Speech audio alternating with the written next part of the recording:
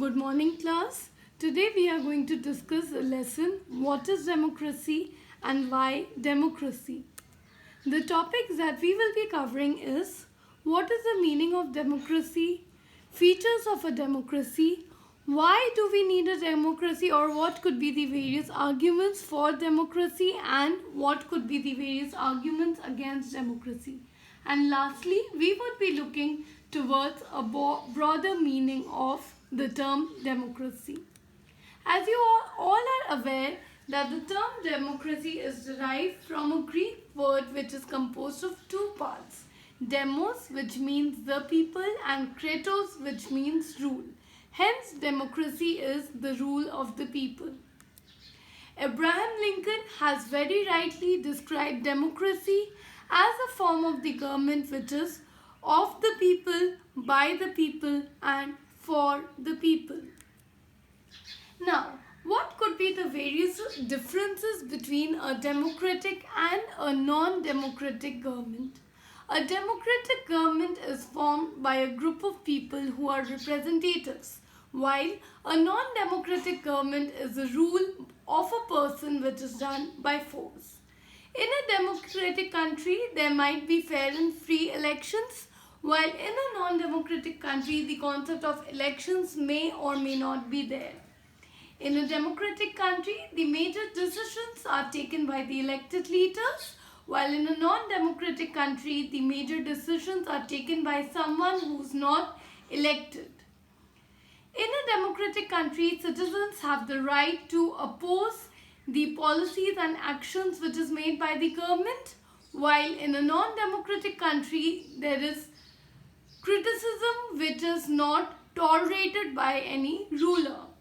And lastly, in a democratic country, the citizens have the right to vote, wherein one person may have one vote which consists of one value, but in a non-democratic country, no voting right is being given to the citizens. Next, these are the various features of a democracy. They are rule of law and as respect for rights. Rulers elected by the people take all the major decisions. There is a free and fair electoral competition, and whenever there is a system of vote, one person has one vote which is of one value. Next, let us do a small case study of the point that whether major decisions are being taken by an elected leader or not. In a democratic government, the people's representatives participate in the decision-making process. They own a collective responsibility for all the decisions which are being taken by the country. But this does not apply to all countries. For example, in Pakistan, General Pervez Musharraf overthrew the democratically elected government and declared himself as the chief executive of the country. Later, he changed his designation to a president, and in 2002 he issued a legal framework order that amended the constitution of Pakistan. After passing this law, elections were held, but finally the power came with the military officers and with General Musharraf himself. Over here, even though elections were being conducted, the people had to obey him and he acted as a dictator. Next is, let us talk about the next feature, which is free and fair electoral competition. Over here, the question that arises is that should we consider the elections that occurred in China as a democratic election? In China, we see that there is a single party system which is being practiced. Before contesting the elections, the candidate needs the approval of the Chinese Community Party. But only those who are the members of the Chinese Communist Party are allowed to contest the elections. And strangely, the government is always formed by the Communist Party of India. Next, in Mexico, we see that since its independence, that is in the year 1930, Mexico holds elections after every 6 years to elect its president. But the PRI, which is also known as the Institutional Revolutionary Party, is used to play many dirty tricks to win the elections. These dirty tricks could be used wherein they are going and they are asking for the votes to be played. Teachers of government schools force parents to vote for the PRI. Media largely ignores the activities and the political parties criticize them. Sometimes the polling booths are also shifted from one place to another in the last minute, which makes it difficult for the people to cast their votes. People really have a choice, but in practicality there is no choice and there is no free election which is being conducted in Mexico. Next is when we are talking about a free and fair election, we should keep in mind that in democracy, free and fair election should be wherein someone who is in power should have a clear chance of losing. In the democratic rule, people must choose their representatives, and for that we need a system of elections. Elections are significant only if a person is able to go to vote without free, fair and threat. But this is not the case which happens in China and in Mexico. Next one is one vote, one man and one value. If you can see this picture shows the picture of our Constituent Assembly member who was Dr. B.R. Ambedkar. According to him, there should be one man. That one man should have one vote and this one vote should have one value. But does the same thing happens in places like Saudi Arabia, Estonia and Fiji? No. These countries don't abide by this feature. For example, in Saudi Arabia, women do not have the right to vote. Estonia has made its citizenship rules in such a way that people belonging to the Russian minority also find it very difficult to get the rights to vote. Similarly, in Fiji, the electoral system is such that one vote is wherein the Indo-Fijian might have a value of vote which is more than 1. Next, let us talk about the rule of law and the respect for rights. Some countries also do not abide by this feature. For example, Zimbabwe attained its independence from the white minority rule in 1980. Since then, the country has been ruled by its party which is known as ZANU-PF, which was led by the freedom struggler Robert. Elections have been regularly taking place and it has been only been won by that party. But over the years, the government has changed the constitution several times, and this change in the constitution has been done to increase the power of the president. Opposition party workers are harassed and their meetings are being disrupted.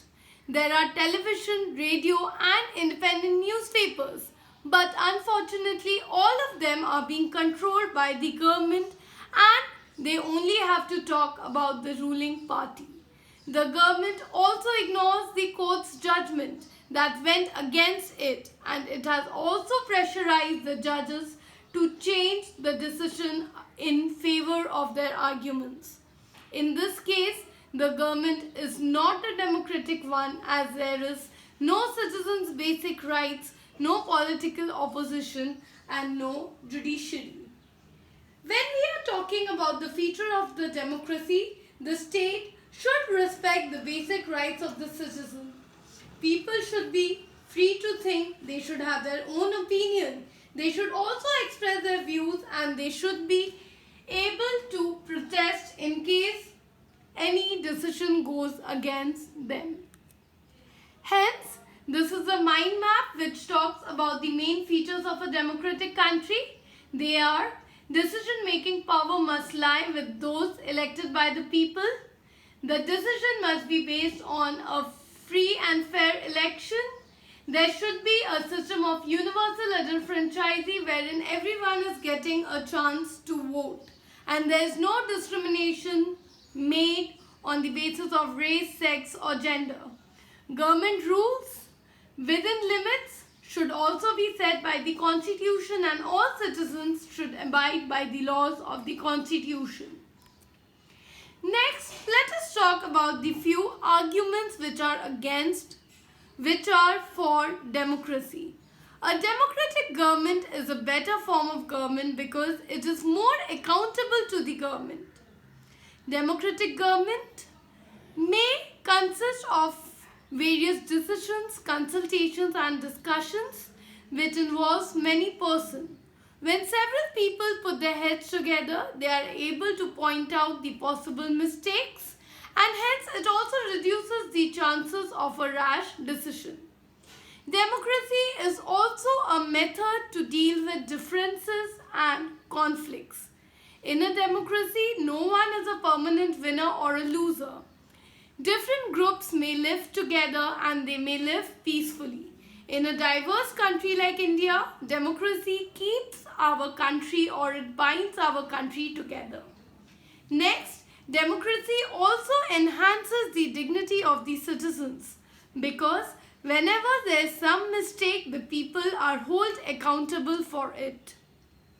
Lastly, democracy provides a method to deal with differences and conflicts. Democracy is also better because it allows us to correct our own mistakes. The advantage of a democracy is that mistakes cannot be hidden for long, and in case there is a mistake, there are public discussions which are taken place, and there is always a room to correct these mistakes. Now, let us go on to the various arguments which are against democracy. The first argument says that democracy might lead to instability because the leaders keep on changing continuously. Democracy is also all about political competition and power play. Hence, we see that there is no scope for morality. Many people in a democracy might also lead to bad decisions.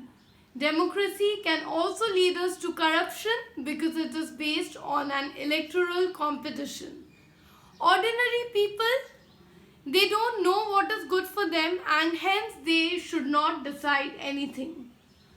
Looking into the arguments for and looking towards the arguments against democracy, we could finally conclude this with a broader meaning of democracy. That is, the most common form that the democracy takes in our times is that of a representative democracy, wherein a majority is allowed to take decisions on behalf of the people. The majority of the people rule through their elected representatives, and a democratic decision always involves consultation with contest of all those who are affected by that decision. Democracy can always apply to a government, to a family, or to any other organization. And lastly, democracy is also a principle that can be applied to any spheres of life.